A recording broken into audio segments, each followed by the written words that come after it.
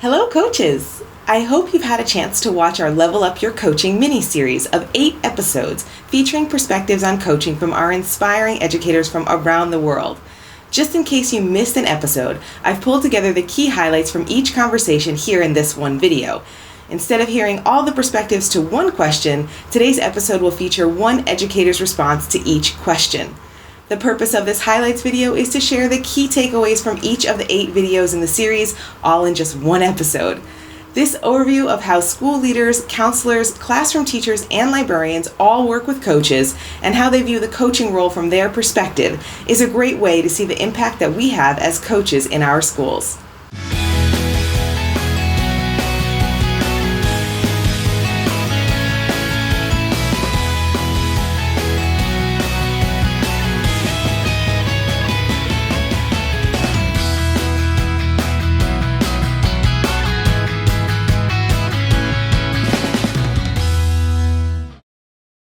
My name is Kim Cafino, and I'll be your host throughout the series. I've been an instructional coach in schools around the world for 20 years. I am passionate about the impact that instructional coaches can have on school culture, student learning, and teacher professional development, and I am so excited to share these conversations with you.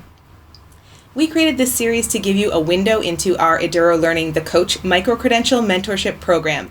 If you're ready to level up your coaching, our next cohort starts in April 2019 and registration is open now. Stay tuned after the video for more details and a free download to preview what you'll learn in this personalized coaching credential program. If you like any part of this series, give this video a like and subscribe to our channel to get all 8 videos in the series. Turn on notifications to be the first to see the next episode. Let's get started. What do you think coaches do? What is their role in a school? Well, the role of a coach, the first part is going to sound trite, but it's important to say it, which is the role of the coach is support the mission and the vision of the school, right? And so what a coach can do is to help align teachers and the teaching to be consistent with the vision of the school, the vision that the community has put together. All the stakeholders, the board and the leadership and the teachers and the parents have agreed on the kind of school that they want, and coaches should be a very powerful tool to influence that alignment. Now, under that, there's a lot of other things that coaches do. Coaches have to do the technical part and kind of the cultural part of it. Coaches are freed, because coaches are freed from the evaluative piece, they can be a trusted friend and a critical friend. So there's safety for a teacher to be vulnerable around a coach and to ask for support. Coaches can give that support. And coaches can also be proactive. So there's that reactive, proactive piece that the coaches have to get used to. And then the coaches have to have a certain political savvy, shall we say, in order to have the teacher align with the needs of the school. So when you're being innovative, that coach has to help with, this is the right direction, but you need to go 2 steps more aggressively towards that goal. Or, whoa, slow it down. I think you're a little bit ahead of the game. Kind of the pacing of the move towards the innovative piece is also an important part that the coach role has. Not just the how do you do it, but to what pacing do you do? Because when a school is innovative, things start moving at different, it's like getting a genie out of the bottle. Right? And so suddenly innovation's out there. And for all these teachers, it means something different, like their dream school and their dream classroom. Those look different. So you need leadership and you need the mission and vision and all that to help align all this energy. And the coaches have to align that energy and the pace that they go towards so that we're kind of moving as a unit. Some are pilots and some are real role models of what the possibilities are. Others might be a bit slower, but you have to still move as a unit in the same direction, and coaches help with that as well. And then coaches are also repositories of research and development. And what I mean is just what is best practice, right? Coaches need to spend a certain % of their time seeing what best practice is out there. What are things that are going on in other innovative schools that are like-minded? And that really helps not just on the how, but it really helps in the emotional piece, because when you know that other schools are doing this, struggling here, but have been able to overcome it, then it gives you confidence. We're not the only ones out there doing this, and we're finding it hard. It must be impossible. No, that's not right. Look at this school that found some of the same obstacles in their way, and these are ways that they overcame it, or these are some pivots that they made in order to make the most of the idea, even though some of those obstacles were very real. How do you work with the coaches at your school? How do you partner with them? How do you team with them? What does that look like in your role? There's a system of professional learning so this is how I would probably work with my coach. We've got professional learning, and so each year we set ourselves goals, if you like, of how we want, or what we want to achieve and how we want to achieve it. And they can be quite fundamental ways of thinking. So not necessarily getting tools to do your job, but maybe trying to shift thinking, shift culture. And so one of my goals last year was to think about access in our profession. And so definitely thinking beyond my school and thinking more about philosophers in my profession. And so I would work with a coach to have discussions about, well, how can I make that happen? How can I move that from thinking to practice, or how can I shift my thinking to enable that to happen? Why do I want that to happen? Why do I think that's important, and how does it align with my own values, my school's culture? So you really do get to explore that. So professional learning, I guess, is the key thing for me here, where I have regular chats with my coach about that kind of goal. And then, of course, as we know with coaching, these things shift and change and morph, and then you can reflect on them at the end of the year. And of course, things aren't contained within a year either. So the fact that I've got a long-term relationship with my coach means that we can keep coming back to that, even if my professional learning goals do shift and change. So that's one way that I use coaching, and it's really it's really enabled me to grow, I think, personally and professionally. So very, very satisfying. The other way that I use coaching is, you mentioned the digital literacy coach. So we've got a fantastic digital literacy coach that we work with here, Tricia Friedman, and she has absolutely moved me in terms of personally and professionally. So I guess professionally, the digital literacy piece. Making me digitally literate, and that is very empowering in itself. So someone that I can go to with the kernel of an idea, and she can help me explore that and move it forward, make it a reality. And so in terms of our community, then making me better professionally, I can maybe communicate something more effectively, can explore ideas more creatively with the people that I'm working with because of those conversations. So very concrete kind of professional ways that I can move on.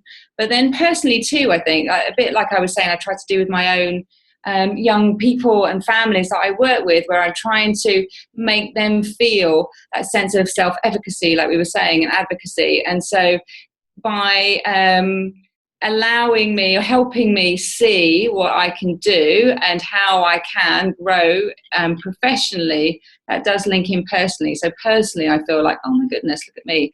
I'm learning something, even though I've been doing this job for a very long time. And this has completely shifted the way that I think about this approach.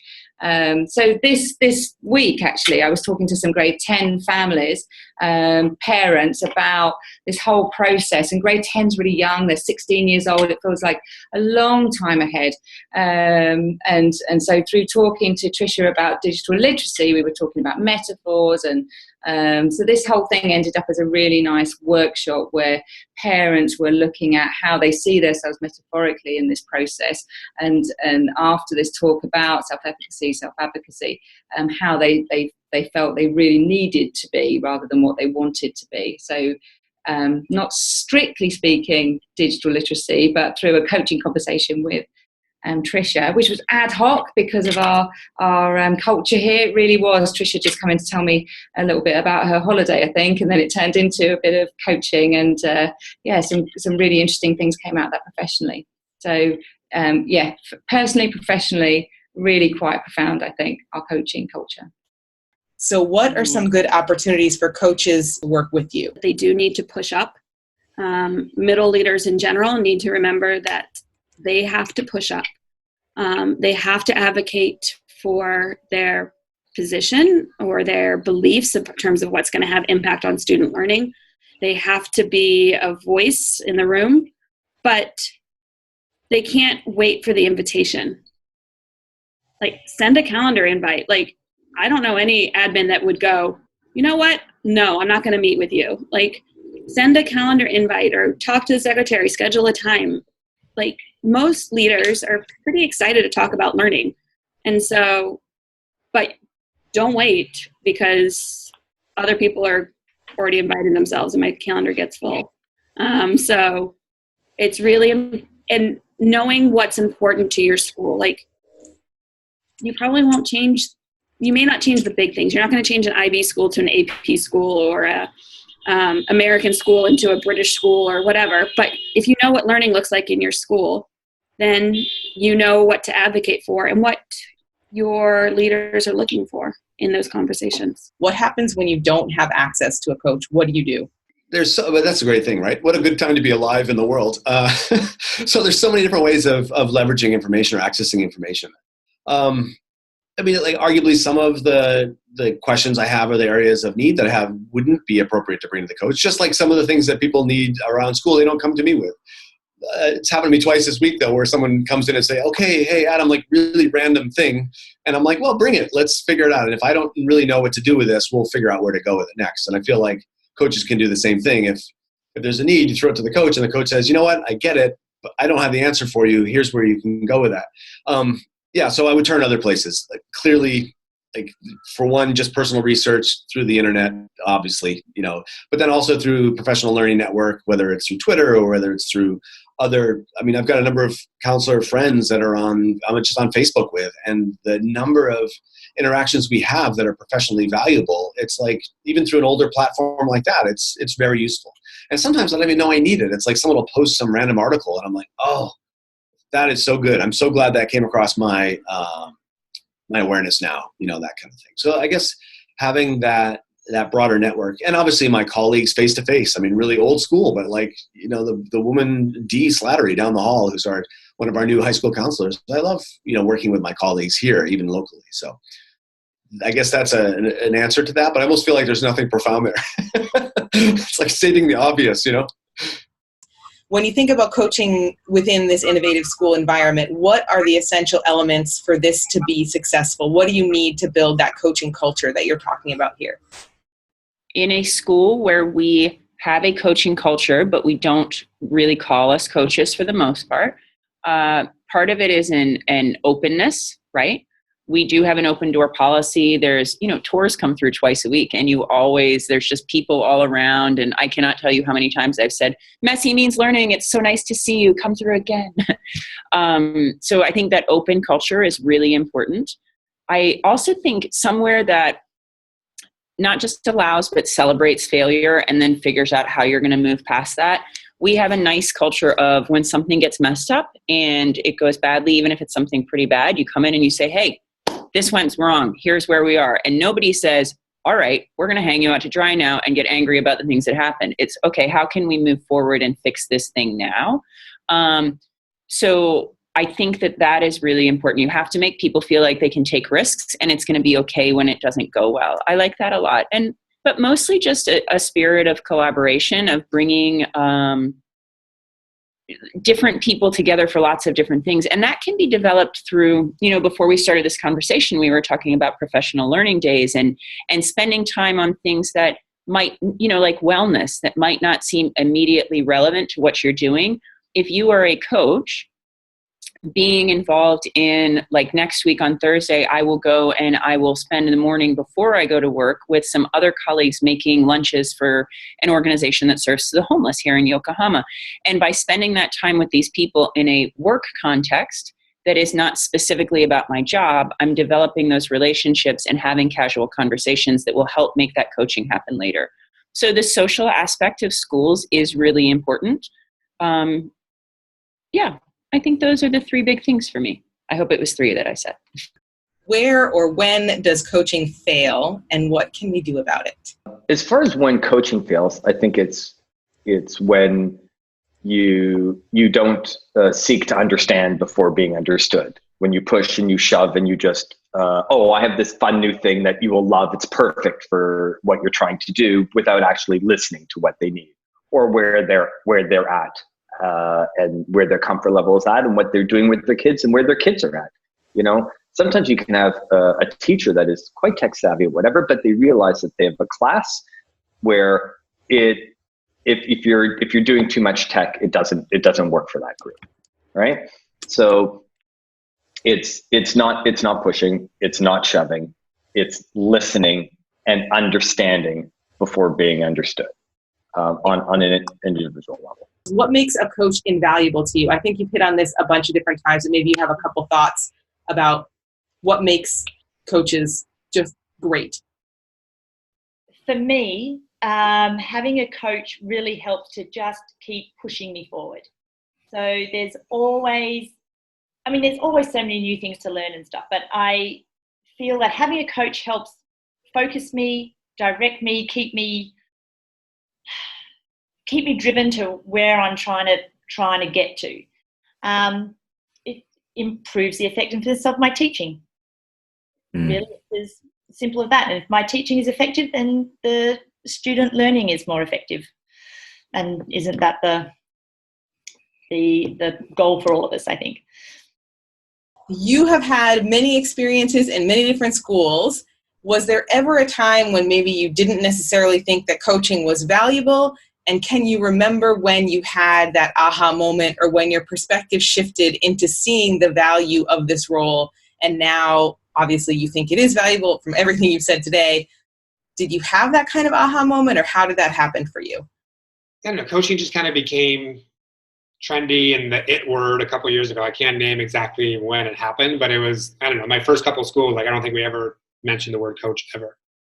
And so I can't remember a time kind of it being kind of thrust upon me or not knowing what it was. I just feel like after the last couple of years of actually working with coaches, and it's been really, really, that's my aha moment, just seeing, hey, this is what it's for. It's not, I heard the term and it became kind of jargony and you hear it all over the place, but then actually having gone through it, it's been really useful. And then honestly, for me, another aha moment was going through learning how to be a coach myself.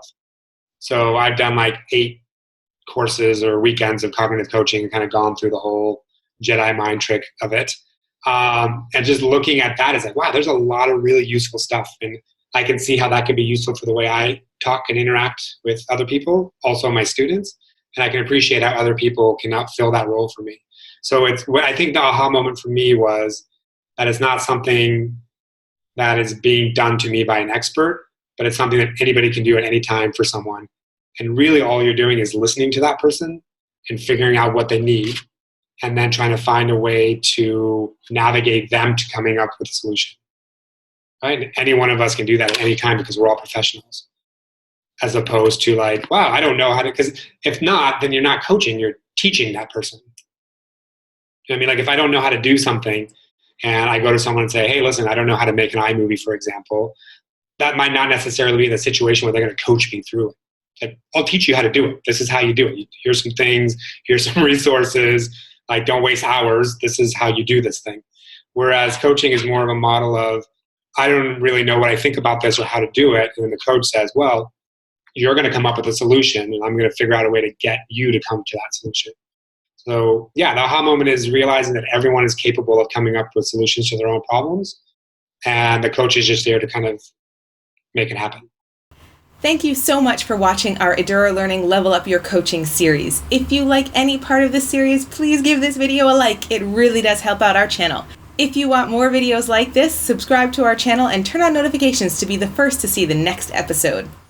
We want to hear from you. Do you have questions about instructional coaching? Would you like to see a specific educator featured in an upcoming interview? Do you have a great coaching story to share with us? Leave us a comment down below and let us know. If you are ready to level up your coaching, check out our website where we have over 20 practical, relevant, and engaging online courses designed by coaches for coaches. Our most in-depth program, the Coach Micro-Credential Mentorship Program, is exactly what you need to level up your coaching. You'll get 26 weeks of curated coaching content in our private online course forums, a private cohort of coaches to learn, share, and reflect with, and you'll even have your own private mentor for an entire academic year. Become a certified Eduro Learning Instructional Coach today. Go to edurolearning.com/coach to find out more. To get a sneak peek at what we offer, download our free 5 strategies for your coaching toolkit in the description box below.